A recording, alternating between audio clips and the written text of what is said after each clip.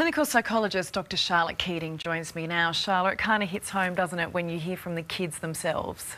It really does, Ali. And, I think as those kids said, we need to listen to them. And I'm just so thankful for those young people for sharing their stories so vulnerably, because it helps other young people to ask for help if they need it. Look, I think we all want to raise resilient kids, right? But how can you tell the difference between a child having a bad day and someone who suffers serious anxiety? Well, that's right. And I think, bad days are, unfortunately just a natural part of life, and so is experiencing some anxiety for everybody. I think for parents, it's about looking out for when their young people is experiencing really quite extreme worry or avoidance of things that they might typically do. And it might last for, say, a couple of weeks or longer, but the key is that it's really impairing their capacity to do the things that they need to. It might be that they're really struggling to get to sleep. It might be that they're very keyed up and it's hard for them to relax. They may not wish to go to school. They might be worried about their friends. All sorts of issues that can really just be persistent and pervasive for at least 2 weeks. We heard in Dim's story there from two young boys who are struggling. Does it affect them more than girls?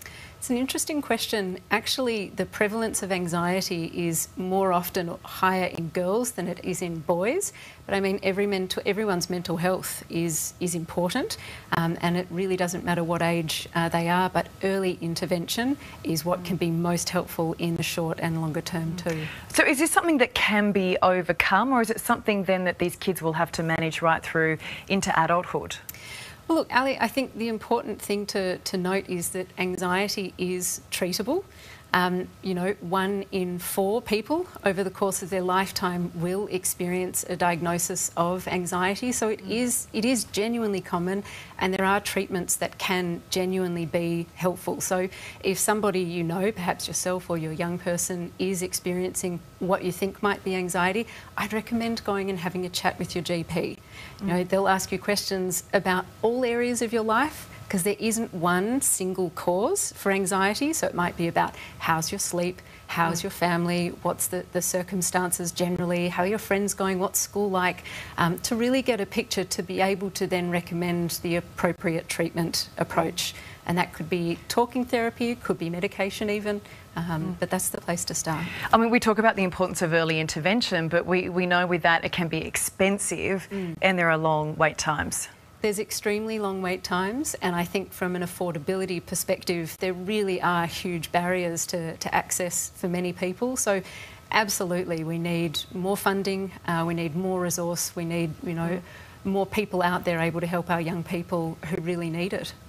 What is it that changed? Like, I feel like when we were kids it was easy, or maybe I'm oversimplifying it, but it just seems to be that there are so many kids who are struggling with real anxiety now. Look, Ali, I think it's multifactorial. That is, there's lots of different factors contributing, and without question, as was mentioned earlier, COVID has been a really tough time for, a whole generation of young people, in terms of their social development, their academic development, really just a long period in which they didn't have those sorts of opportunities that other kids would have had at the same time.